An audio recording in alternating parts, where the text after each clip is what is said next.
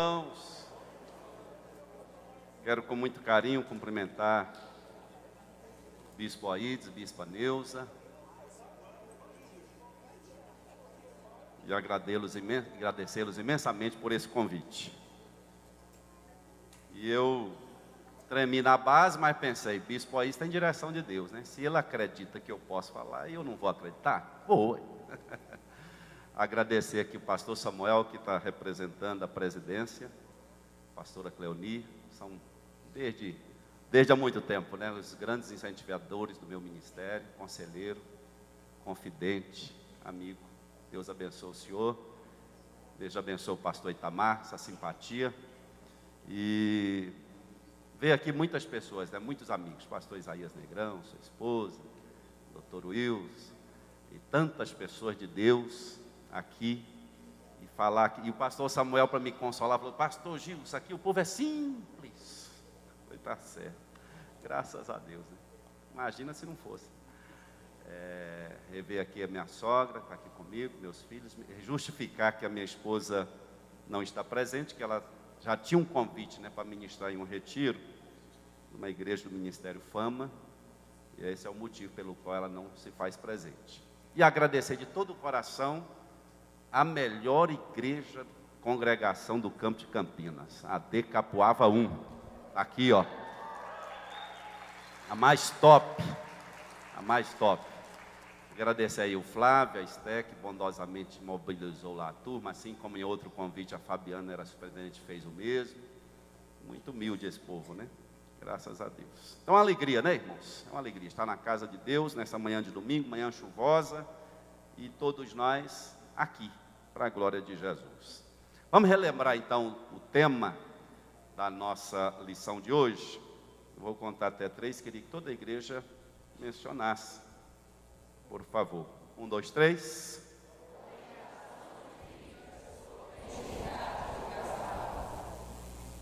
Orientações bíblicas sobre a intimidade do casal. Cumprimento também a doutora Rita Augusta, missionária, né? Muita gente que nos instrui, que nos inspira a vencer. Meus irmãos, então hoje é o dia de falar da intimidade no casamento, a intimidade do casal. Mas falar isso à luz da Bíblia. Falar isso, o que Deus tinha em mente quando Deus criou o casamento, né? Porque aqui a gente pode até dar alguma opinião, mas o foco da lição é falar o que a Bíblia pensa, né? O que Deus pensou quando Ele criou o homem, criou a mulher, criou o casamento, a união conjugal, e a gente precisa ver isso com clareza. E o ato conjugal, a vida íntima do casal, é aquilo que é de muita importância dentro da relação conjugal, dentro da relação da união. Então nós precisamos atentar um pouquinho. E aí eu penso que Deus tinha em mente, quando Ele criou o sexo, criou a intimidade, eu acho que Ele tinha em mente a nossa felicidade, a nossa alegria. Que nós fôssemos mais felizes, né? Esse é o projeto de Deus para o homem e para a mulher, a alegria, a felicidade. E aí quando Ele dá para nós essa possibilidade, Ele está cuidando com carinho, de uma maneira e criando uma situação para atender às nossas necessidades emocionais, fisiológicas, espirituais, e tudo isso vai se fundir nessa conjugalidade. Então, acho que a visão de Deus era exatamente isso, produzir em nós, criar uma situação para que nós fôssemos felizes. E, infelizmente, nós vamos perceber, e eu como terapeuta também afirmo, como leitor, estudante, também como profissional, que isso que Deus criou para ser uma fonte de prazer, de alegria, de contentamento, de bênção, infelizmente também é uma fonte de dor. É um tema que leva as pessoas a sofrerem muito também, infelizmente. E aí nós temos que entender hoje, por quê? Que o que Deus cria para trazer alegria, também produz sofrimento, também produz desgosto, também produz trauma, feridas, né? Marcas profundas, que vai refletir, né, nas demais áreas da vida da pessoa. Então, tem algo errado acontecendo conosco. Se Deus cria algo com um objetivo, de trazer alegria, e isso traz o contrário, o que está acontecendo? Deus errou, ou nós que não estamos sabendo e dando conta de lidar? Não é? Então é uma reflexão que eu quero já aqui de começo trazer para todos nós. Então é importante isso, né? Aqui no número 1 da revista vai falar o matrimônio e a vida sexual. E é interessante que o escritor, da forma que foi organizada a revista aqui, ficou assim, já começou falando de sexo para depois falar das outras coisas, né? Então, a gente não pode ir muito nesse ritmo aí, é como se fosse fazer sexo sem ter aquecimento, né? Ele já começou logo, ato conjugal, intimidade, para depois falar de respeito, de comunicação e tal. Vamos fazer o caminho contrário um pouquinho, né? Vamos aquecendo, vamos aquecendo. Mas é interessante nós pensarmos o seguinte: o que constitui a nossa sexualidade? Como é constituída? O nosso papel, a nossa identidade sexual. Porque quando o jovem vai para o casamento, o moço, a moça, ele já tem consigo uma identidade, uma formação intrínseca, né? Consciente ou inconsciente, daquilo que para eles são sexualidade.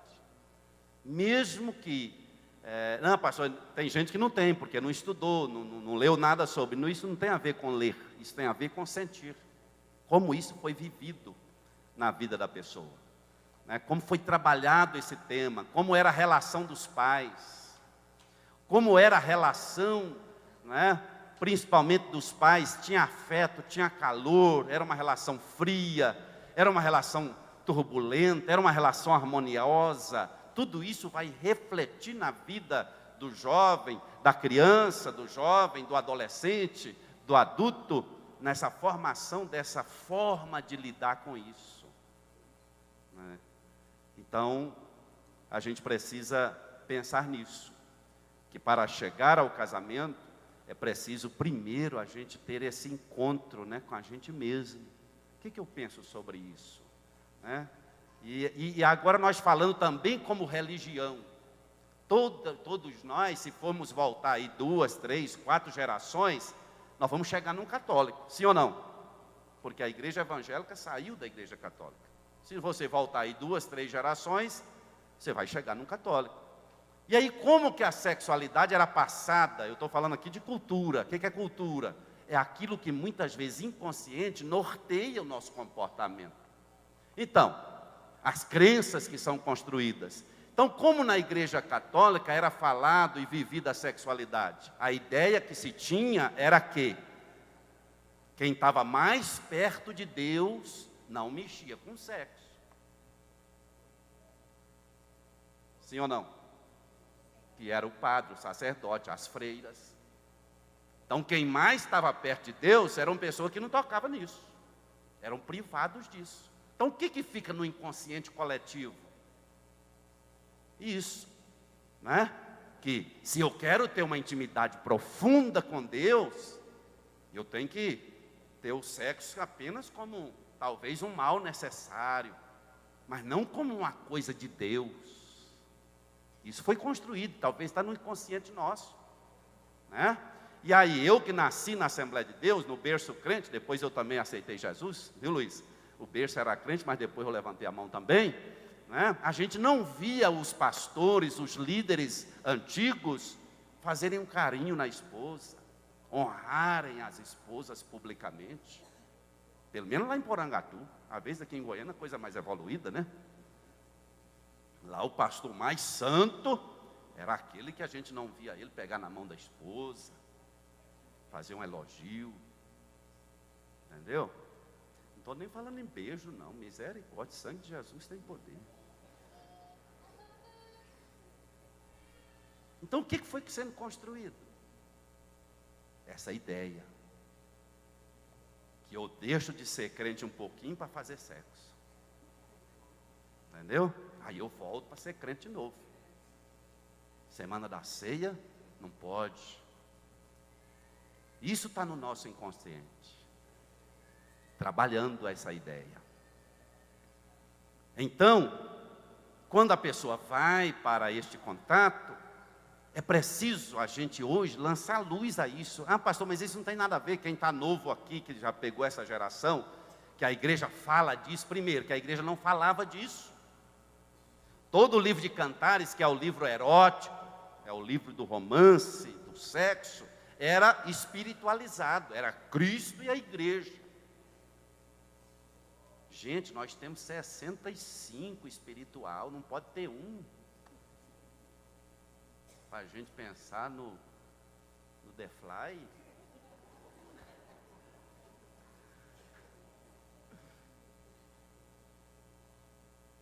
Agora nós estamos também, talvez partindo para outro extremo, né, da banalização. Tudo está errado. A supressão, a repressão, ter isso como algo, né, um mal necessário, algo que infelizmente a gente precisa para viver, como também a gente vai passar para extremo de pessoas que pensam que falar de sexualidade é descrever o próprio ato sexual ao público.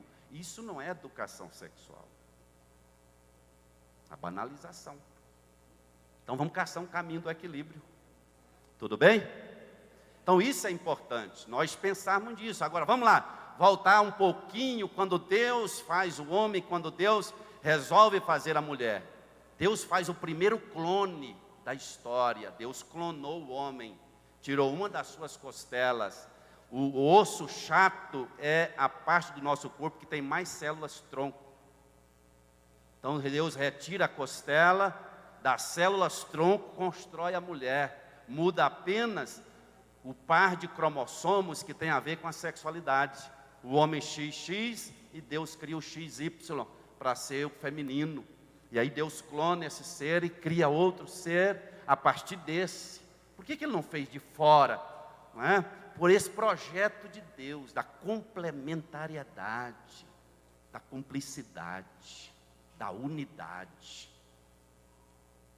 Então nós vamos ver que aí Deus, né, ao mesmo tempo que Ele é um geneticista, Ele é um ortopedista, Ele também é um cirurgião plástico. A Bíblia fala que Ele fechou a carne no lugar, fez uma cirurgia plástica. Pensa se não fizesse, nós já somos feios demais. Deus fez uma plástica no homem, ali para ficar tudo normal. E Ele constitui, então, o casamento. E aí, eu vou falar de alguns tipos de relação que eu acredito que são relações que não são a relação no ideal de Deus, no ideal bíblico, né? Pierre Weil vai dizer que existem alguns tipos de relações que são adoecidas, ou seja, a pessoa não desenvolveu e não chegou à plenitude daquilo que deveria ser. Por exemplo, existe o tipo de relacionamento que é o relacionamento genital. Diga comigo, relação genital. Eu vou falar as características. A relação genital é aquela relação que existe uma tensão sexual e ela precisa ser aliviada o mais rápido possível. Então, toda a relação ela é motivada por causa da tensão sexual que precisa ser aliviada. Certo? Essa é uma das características. E outra característica, qualquer objeto de prazer serve, porque o preciso é aliviar. Aí a gente vê até homens fazendo sexo com animais, né? E o vício da masturbação também é uma relação genital, eu comigo, mas de forma apenas genital, né? Qualquer objeto serve, precisa aliviar a tensão. Nesse tipo de relação, há uma redução nas carícias, nas preliminares, né? E na atenção ao outro. Essa atenção é apenas enquanto eu quero alcançar. Eu alcancei o alvo, a pessoa se entregou ao sexo, tanto o homem quanto a mulher, então acaba toda a atenção um pelo outro. A atenção é apenas para alcançar esse objetivo. Nessa relação, o sexo é o fim, é a finalidade do encontro. E nós vamos ver que a Bíblia não fala dessa forma. O sexo é um meio, o sexo não é o fim. O sexo é apenas, né, um complemento, é a cereja do bolo, né, algo que Deus criou para embelezar. Nesse tipo de relação, nós vamos ver a rapidez do coito, do ato em si, a perda de interesse pelo parceiro pós-relação. A pessoa perde o interesse, sente nojo às vezes. E aí está aí o carnaval daqui a uns dias, que esse então, ele é escancaradamente relação genital, né? Quando a gente vê o governo dando camisinha para as pessoas, como quem diz, vai lá e faça sexo, com muitos, né? Com muitos, o quanto mais você der conta. Então, uma relação genital. Isso é uma regressão do ser humano para ser um animal. É como se ele fosse apenas um animal. Ele não enxerga o outro como um ser. O outro é para ele um órgão, é um corpo apenas, né? Eu me lembro que um dia eu atendendo com a minha esposa, e uma pessoa falou assim, não, pastores, eu queria não ser enxergada pelos homens apenas como uma vagina. E aí eu pensando, né? Será o que faz os outros te ver apenas dessa forma? Né? Porque aí nós vamos ter um desvio do projeto de Deus. E isso tem dentro do casamento. Tédio e solidão a dois, depois da relação vem o tédio, a solidão, não tem diálogo, não tem cumplicidade. E aí ele tem também um aspecto cíclico, né? Aliviou a tensão, afasta um do outro, não tem interesse, daí a pouco aproxima de novo, baixou a tensão de novo, e fica nesse ciclo, né? Vicioso. Da aproximação apenas para o ato em si, não para a vida. Esse é o tipo de relação genital. E nesse aqui, então, a pornografia domina, não é? Porque o outro é apenas esse órgão mesmo, né? E, na verdade, é uma relação egoísta, porque eu estou fazendo comigo, é com o que eu desejo. O outro é apenas esse objeto de desejo. Nós temos outro tipo de relação que ainda também não é a ideal, no ideal de Deus, é a relação sensual. Forma sensual do amor. Então, esse tipo de relação, a pessoa vai buscar o quê? A variação de tipos de excitação. A pessoa não conforma e ele vai criando formas de se excitarem, né? Criando recursos, maneira, tem que ser cada dia num lugar, tem que ter muitos acessórios, né? Porque aqui, nesse tipo de relação, ela é um pouquinho melhor do que a genital, mas tão adoecida quanto, por quê? Irmão, o maior estímulo que nós temos que ter é a pessoa do outro. É a pessoa do outro. Em tudo que ele é. Não é apenas como ele se vestiu, não é apenas o ambiente. Isso são coisas que nós temos que fazer periodicamente, né? Dar uma renovada na relação, tal, umas férias, um negócio, não é pecado. Agora, quando o casal depende disso, então essa relação é adoecida. Se não tiver um negócio, um estímulo extra, o negócio não acontece. Então, nesse caso, também há uma procura de variação de parceiros, e eu vejo muitas pessoas falar assim, é difícil ser casado, né? Ficar com a pessoa só a vida inteira, comendo a mesma comida, né? A vida toda. São pessoas que estão nesse nível aqui, que precisam ser libertas, né? Precisam ser libertas. Há um estado na relação sensual, há um estado permanente de insatisfação. Insatisfação. A pessoa incrementa, busca novos parceiros, mas o vazio está dentro. A solidão, a ausência, né? Então há um encantamento, mas o encantamento dura muito pouco. Ele perece. E aí essa insatisfação crônica, e muitas vezes culpa o outro, né? Há uma insatisfação interna e eu projeto no outro. Eu sei que não é bom, você que, né? E aí a gente precisa repensar isso. O que eu estou precisando? Né? Será que é isso que Deus tem para nós? Precisamos pensar. E aí quando a pessoa, eu preocupo muito com moças que exaltam muito o corpo, expõem muito, mulheres casadas, porque quando a pessoa está nisso aqui, o homem também concorda que a mulher anda, né, seminua, coladinha, isso aqui, ó. Porque o negócio está muito no visível, está muito no corpo, é o culto ao corpo, é o mundo das sensações, dos sentidos, não tem alma, não tem alma. Então, se a pessoa tem necessidade de expor sempre o corpo e mostrar os atributos físicos, está carecendo de alma, está carecendo de espírito, está carecendo de vida. Você é muito mais do que um corpo. Mas só que como a gente se apresenta apenas corpo, é isso que as pessoas vão ver em nós. E aí eu vejo hoje até pregadores pregando com a calça coladinha. Para que um pregador tem que vestir uma calça coladinha para vir aqui no púlpito? Olha, me perdoe, pastor Samuel.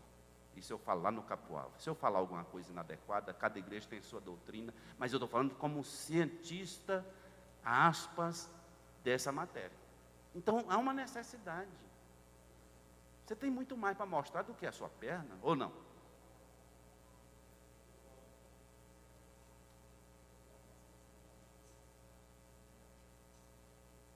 Entendeu?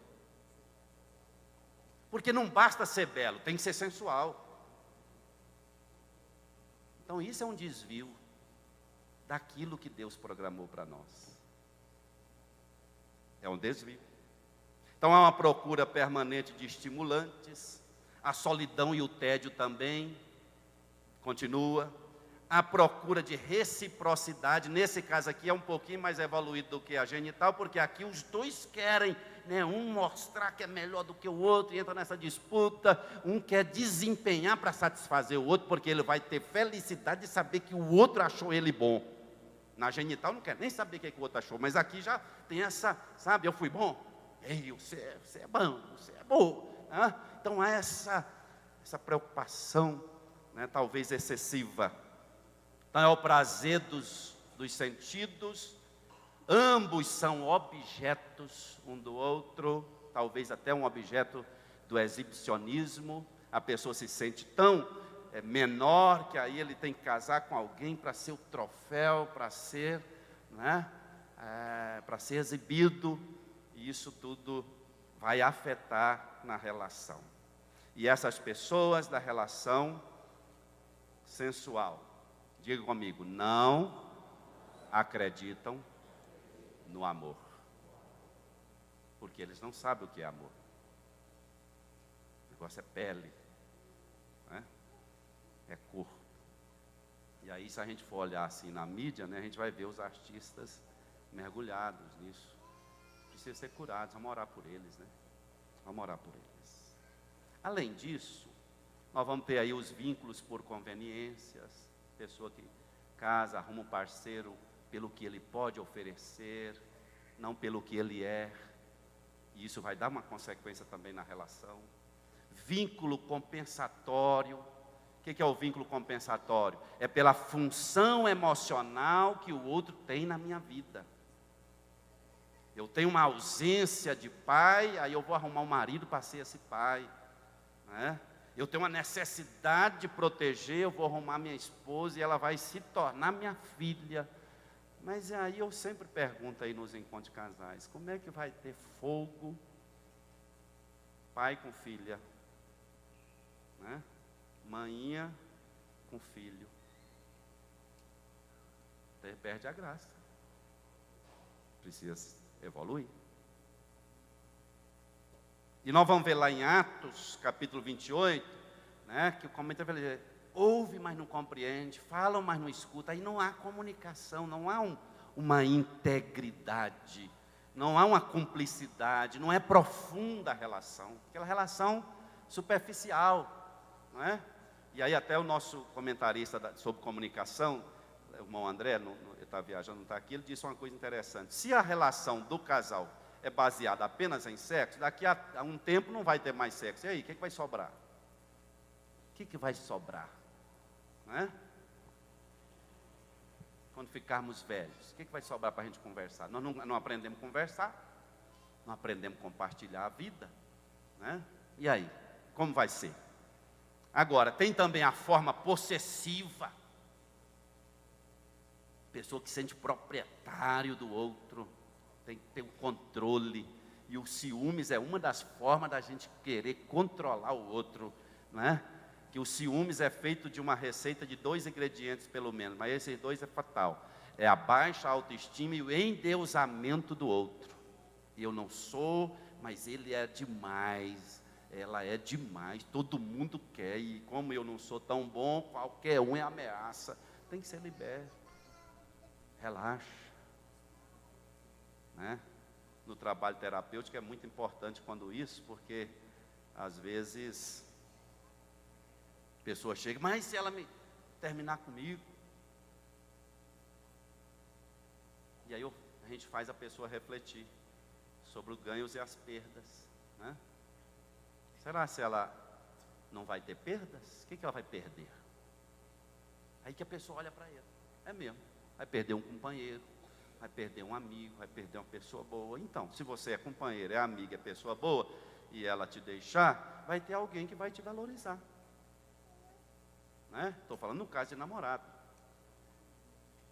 Mas esse ciúme, essa possessão, né, ela vai aniquilar o brilho da vida. E sem falar aqui também dos bloqueios, né? Os bloqueios que nos impedem de ser espontâneos, às vezes somos travados, né? Não damos conta de viver na plenitude, a gente faz sexo, e fazer sexo não quer dizer que é íntimo, né? Fazer sexo, mas não dá conta de conversar sobre isso, porque mexe com seus conteúdos. É por isso que eu falo que é um tema para trazer alegria, às vezes traz muita dor e muito sofrimento. Mas eu quero ser ousado nessa manhã e dizer que o Espírito de Deus vai trazer cura aqui hoje.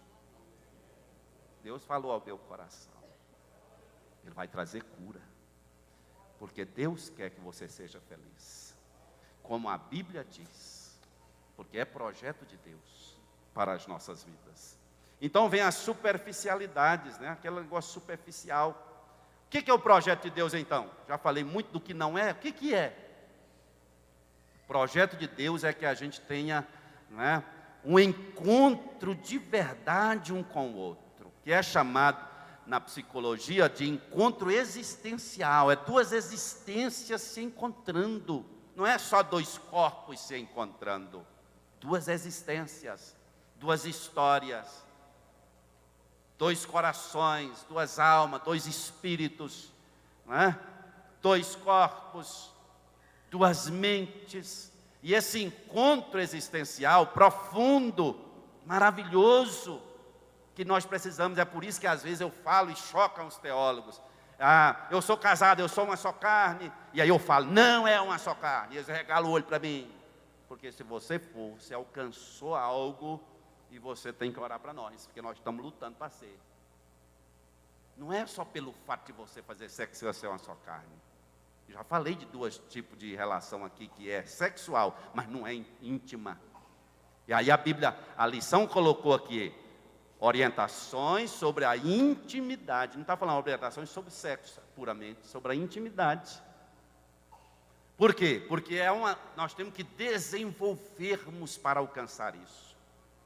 Para falarmos que somos uma só carne, tem que haver entrega. Tem que haver conhecimento um do outro, tem que haver profundidade na relação. Não é essa relação superficial, é uma relação mais profunda, não é? Jacó Levi Moreno vai falar do poema do encontro, ele fala, aproximar-me-ei de ti, e arrancar-te-ei os teus olhos das órbitas, e colocarei no lugar dos meus, e tu arrancarás os meus olhos das minhas órbitas, e colocarás no lugar dos teus. Assim, eu te olharei com os teus olhos, e tu me olharás com os meus olhos. Então isso é encontro, isso é projeto de Deus. Eu olhar para esse outro com o olhar dele, respeitando o que ele sente, como ele foi construído.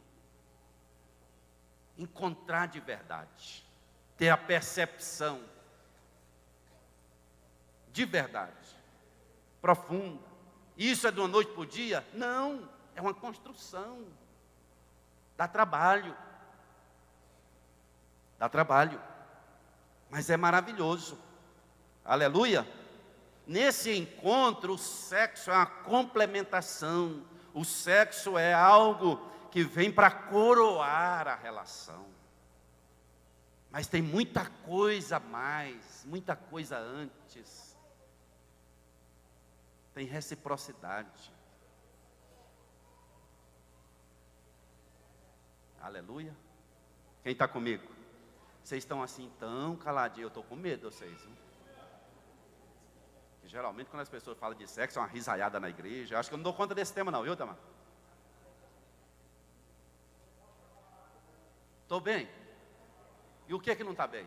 Quieta, não revela. Não revela. Porque eu penso, meus irmãos, enquanto a gente fazer disso chacota, a gente não trata. A gente está desviando da dor das pessoas. A gente está divertindo as pessoas naquilo que elas sofrem.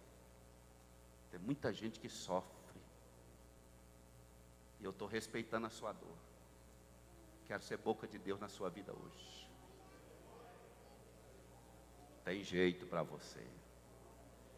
Deus tem cura para nós. Deus vai nos dar habilidade para mexer com esse negócio. É isso.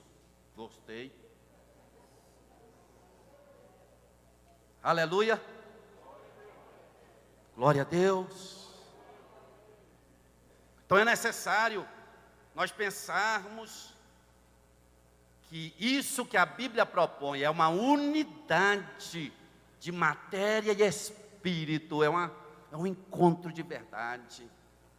De eu saber que a minha esposa está sentindo, né? Tem dia que a mulher está para abraço, tem dia que ela não está. Oh, coisa, né? Porque se a gente pegar aquelas receitinhas que os pregadores falam, todo dia que você sair, dá um abraço, dá um beijo, coisa boa, vamos cultivando. Agora, tem dia que o outro não está de abraço. Ele está assim, que a gente chama de em si mesmado. O que seja? Consigo mesmo. Está reflexivo. Não, mas tem que abraçar, vem cá. E aí eu estou agredindo o outro, estou invadindo.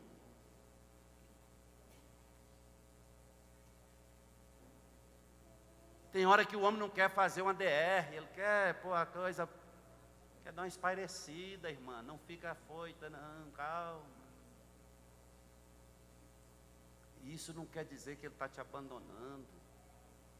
Está vendo que é conteúdo nosso? Porque o que o outro faz é uma coisa, o que eu sinto é comigo. O problema nosso é que a gente pensa que o outro é responsável pelo que a gente sente. Nós é que somos responsáveis pelo que nós sentimos, não é o outro. Por quê? Uma atitude pode desencadear em um afeto, no outro desafeto. O que é o problema? É o receptor, se voltar na comunicação da aula passada. Não é o emissor, é o receptor. Eu lembro que eu tratei uma senhora, ainda era estagiário, que ela sentia abandonada pelo esposo, e o esposo a 20 metros dela. Eles iam pescar, tinha uma casa de camping, lá ia e ficava na beira do lago, e ela chorando lá na terapia. E o que foi? Não, é porque eu fico sozinha, e ele me abandona. Como é? Conta para mim. Não, é porque ele deixa eu na casa, a casa é boa, fica lá na varanda, mas aí ele vai pescar no lago, assim. Quantos metros? Uns 30 metros.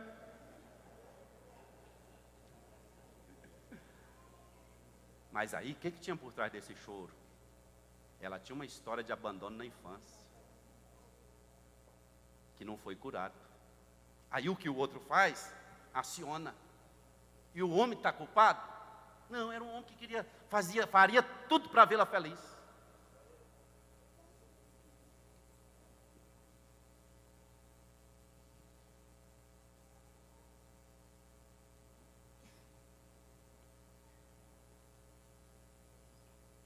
Então precisamos perguntar para nós mesmos: o que eu estou sentindo?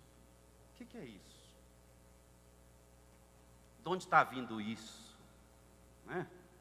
Esse sentimento, essa amargura, de onde está vindo?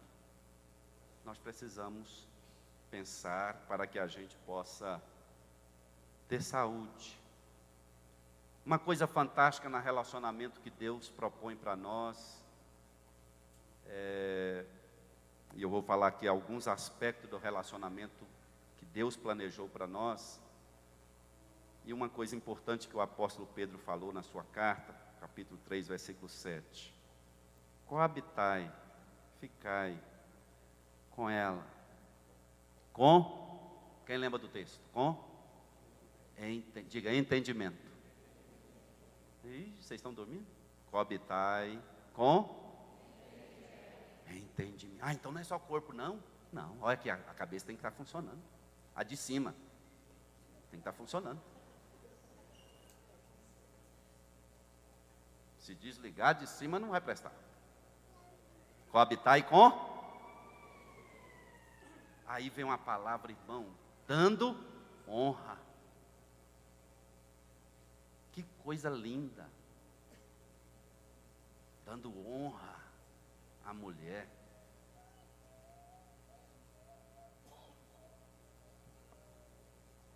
Quantas vezes nós desonramos uns aos outros nesse tema, hein? Crítica. Nós somos ácidos, exigentes. O outro não fez como eu queria. A outra não me correspondeu. E aí nós usamos os textos da Bíblia a nosso favor. Seu corpo não é seu. Está fora da doutrina.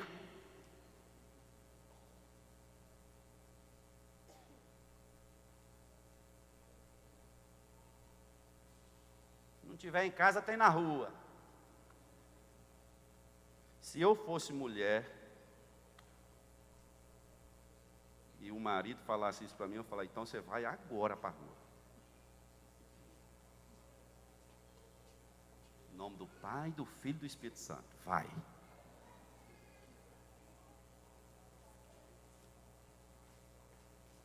Porque então o que eu sou para você? O que eu sou para você? Agora, da mesma forma, nós precisamos entender que nós somos organicamente diferentes. O homem é muito mais. Isso é questão anatômica e fisiológica. Como somos e como funcionamos. Fisiologia e anatomia. Então, nós somos estimulados de maneira diferente. Porém, nós precisamos entender e aprender a viver isto, expressando amor através disso, indo ao encontro do outro através disso, muitas vezes renunciando a gente, não é? É isso que quando Pedro diz dê honra, quer dizer, em outras palavras, além de honra, quer dizer o seguinte: dê preferência à mulher. Com quem? Você é facinho, rapaz, anatomicamente, fisiologicamente, para você não tem muita dificuldade. Dê preferência a ela, como ela quer, ritmo, o que ela quer que seja feito, ritmo, toque, dê preferência. Ou seja, preocupe com ela, porque ela é mais complexa. E aí, o apóstolo Paulo vai dizer: o marido pague a mulher, a sua benevolência, o seu gozo, o seu prazer, pague. Da mesma forma, a mulher, pague. Porque é mandamento, é alegria, mas nós temos que entender o seguinte: como, não é? Eu vou fazer para isso, né? Deus me dá a graça para eu satisfazer esse outro, para nós termos um verdadeiro encontro. Sair da cobrança. Coisa chata, irmã, é quando uma coisa prazerosa se torna cobrança. Coisa chata. Já pequei muito também nessa área, que a gente entra no casamento sem saber de nada e morre sabendo menos, mas já pequei. também nessa área. Transformar algo prazeroso em cobrança. Nós temos que deixar a coisa fluir. Não é? Vamos deixar a coisa fluir. Deus vai dar vitória. Em nome de Jesus. Ou não? Então a honra é isso, é dar preferência. Dê preferência. Já tinham pensado nisso? Dê preferência. Leva ela primeiro. Dê preferência. É isso. Como é que a gente vai honrar o nosso chefe? Quando ele chega, a gente cala. É ele que fala. Não é? O pastor vai visitar a sua casa, você quer falar mais do que o pastor? Quem é sábio, o pastor chega. Vamos ouvir o que Deus quer falar através do homem de Deus. Isso é dar preferência, é dar honra. Então, homem, dê preferência.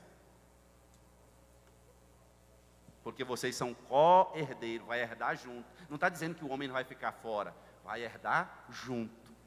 É uma questão de entendimento. Amém? Então a Bíblia também vai falar, para ninguém privar o outro disso. Não é? A gente entender isso, está passando uma dificuldade, talvez ela seja biológica, busque ajuda. Não é? Porque se o casamento tem uma lacuna aqui nessa sexualidade, o inimigo, a Bíblia fala, né? O inimigo está ao derredor, buscando uma brecha. Ô meu querido, busca ajuda, busca cura, não é? Para que Deus te abençoe e você possa viver plenamente esse prazer, essa alegria que Deus te dá. Fala também de quê? Do leito sem mácula, ou seja, Deus colocou limites. Quando a coisa é só genital, só sensual, só erótica, aí não tem limites. Né? E está a indústria do sexo aí para falar disso. Né? Não tem limites. Vai indo, já fez tudo e ainda está insatisfeito. Por quê? Porque não é do jeito que Deus quer. Porque não houve alma envolvida. Então, às vezes eu satisfaço o meu corpo momentaneamente, mas há um vazio na alma. Não senti amado, não sentiu amada. E aí, meu filho, isso não tem coisas que vai suprir esse vazio. Não tem lugares, não tem situações. Ela tem que buscar, temos que buscar satisfazer nessa profundidade. Tem que ter privacidade. A gente vai ler aqui em Cantares, né, o quanto eles eram românticos um com o outro, que coisa linda. Ele fala de detalhes, ela fala de detalhes, era aquele negócio, o convite ao encontro, né?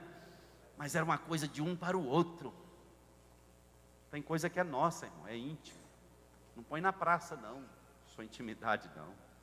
Seu quarto é sagrado. Sua vida íntima é sagrada. A Bíblia fala que é jardim fechado, é fonte selada. Um dia eu fui num hotel buscar um pastor, era até uma época de convenção, estava eu e várias pessoas comigo, e aí o pastor já veio descendo. Ei, mas hoje eu peguei minha esposa. Eu falei, pensa. Quem quer saber disso?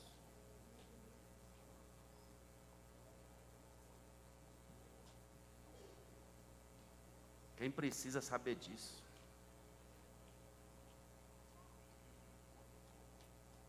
Aí a Bíblia fala, beba da água da tua cisterna, da tua fonte. Ela não pode derramar para a rua.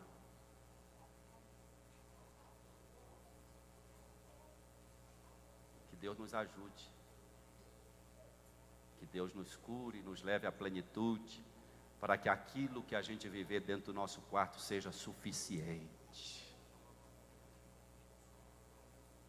Possa ser gratificante, maravilhoso, e a gente não tenha necessidade de expor, necessidade de ficar olhando um para o outro e ser caçadores. A gente seja satisfeito para a glória do nome de Jesus Cristo. Amém? Eu queria orar com você, 2 minutos. Você pode ficar de pé, por favor?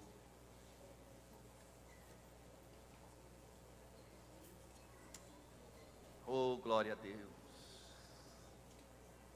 Aleluia. Tem vícios que nós precisamos ser libertos, né? Essa semana mesmo eu recebi um pastor, é de outro ministério, é de outra igreja, meu consultório, e ele trouxe uma demanda inicial, nada a ver, né, com aquilo que era de fato a dor dele. Mas aí a gente foi mexendo, chegou. E ele, em lágrimas, disse: pastor, meu problema é que eu sou viciado, né, na pornografia, e vocês já sabem, quem vê pornografia, para que vê? E a lágrima descendo. E aí eu não tenho uma vida plena com a minha esposa, e ele culpando ela, até que ele chegou no entendimento que a mudança teria que começar nele, que ele ser liberto desse vício.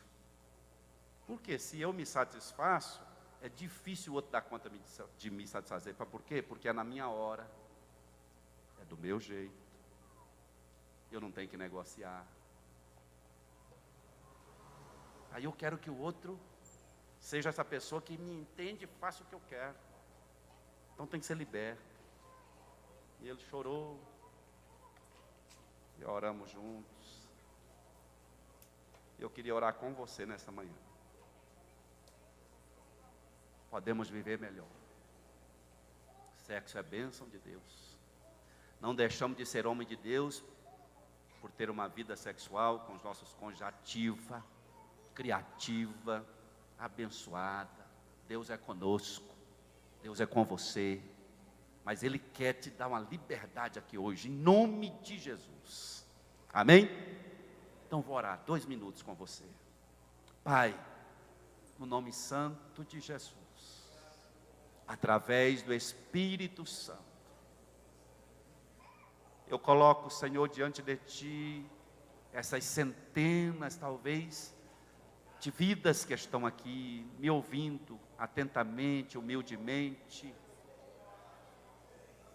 Ó Espírito Santo, eu sei que o Senhor tem um projeto, uma proposta de alegria, alegria sem culpa, alegria sem mácula, alegria plena, alegria do céu, alegria, gozo na alma, satisfação do corpo, intensamente, profundamente.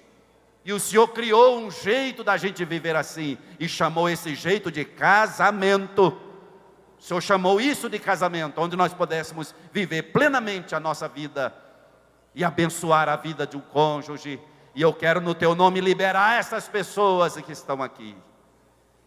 Quero liberá-las para viver essa plenitude. O Senhor veio trazer vida, e a trouxe em abundância. Tudo que está impedindo, tudo que está frustrando, amarrando, caia por terra agora, na autoridade do nome de Jesus. E que possamos ser, ó Deus, capacitados pelo Senhor, para vivermos o amor conjugal, o amor relacional, para a glória do Teu santo nome. Muito obrigado, Senhor, eu Te louvo, em nome de Jesus. Amém e graças